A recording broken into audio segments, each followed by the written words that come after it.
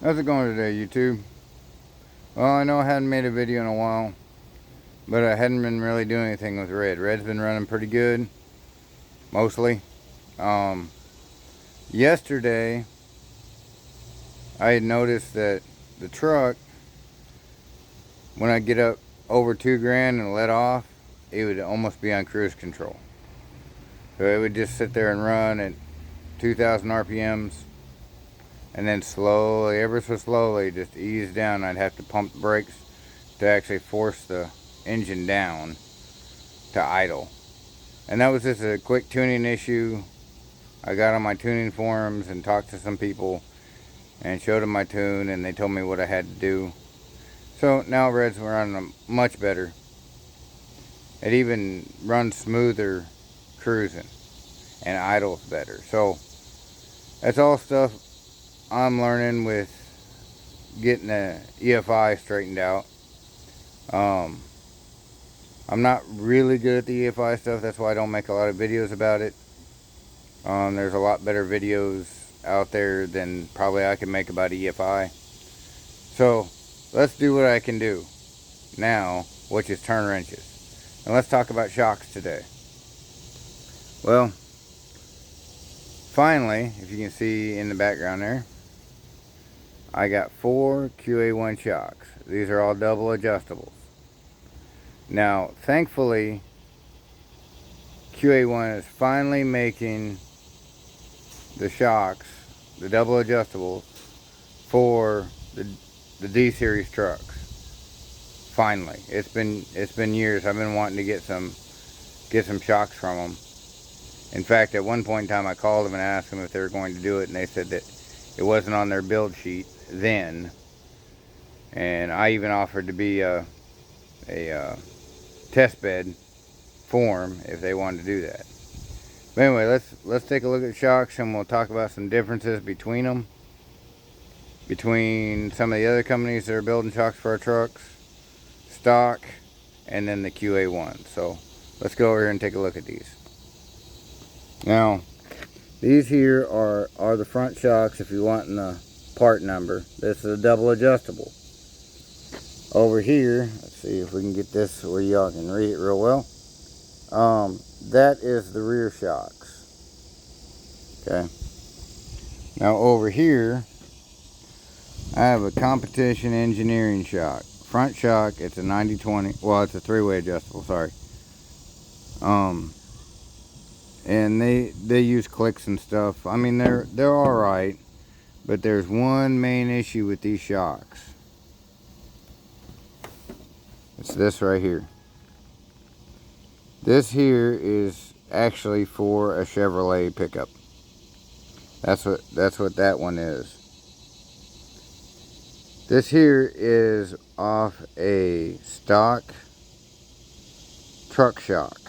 Now then, if you look at these together, you can see how much smaller that shock is, or that foot is on that shock. Because right here, just right on the edge is where the bolts will sit.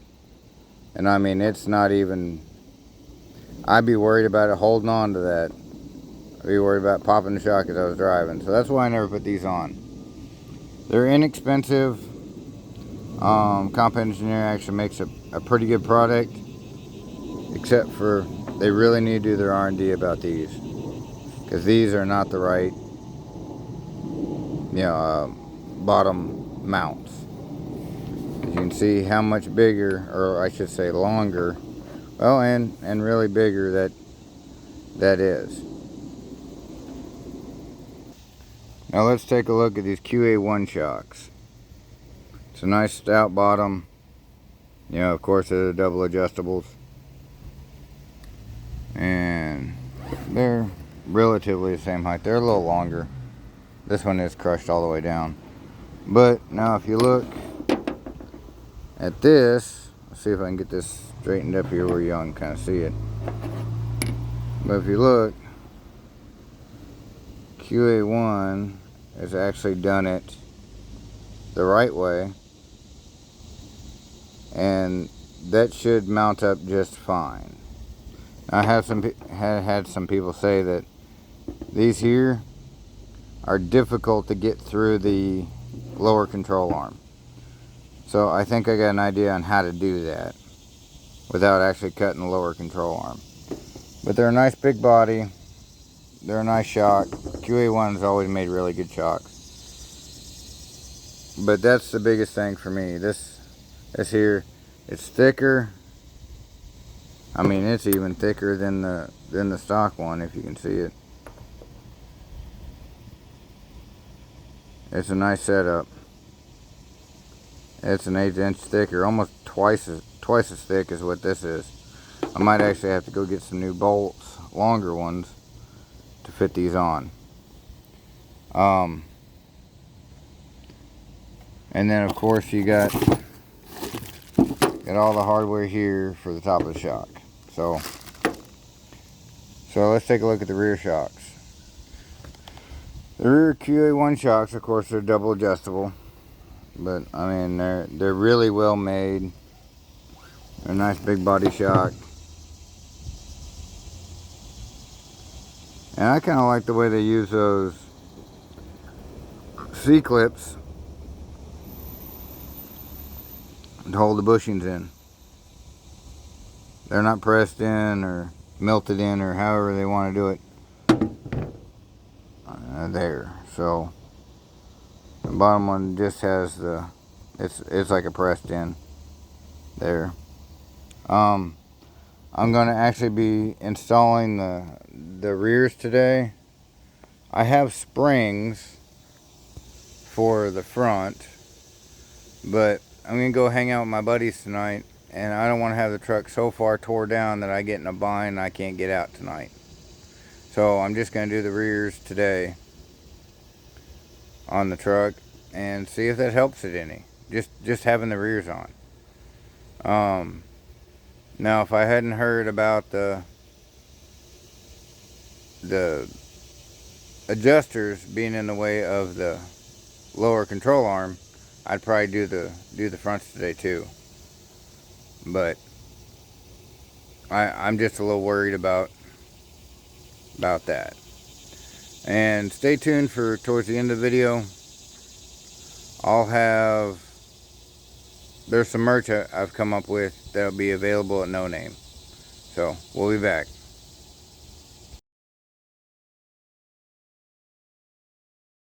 Okay, as you can see, they fit really nice. I put the knobs down so it'd be easy to get a hold of. But I didn't film installing the rear shocks because that's one of the most basic things you can do on one of these trucks. It's literally 3 bolts. So now I know my top bolts, they were use a 3/4 inch ratchet, and the bottom ones were a 3/4. But your bottom ones may be different, but they should work. Now I got to get into the instructions and figure out how I want to set these up, because there's multiple adjustments on these. Let's take a look. Okay, they all come with a nice manual, tells you everything about them. And then this is a spot that you need here. Okay, over here it shows you exactly how to adjust them. But these are the numbers you need, right? Let me just tell you everything. Recommendations and all that stuff. Now then, on the back here, okay. Now this is showing shocks with 1 adjuster knob, shocks with 1 adjuster knob. And then over here, there's 2 adjuster knobs and 2. Okay, these are front.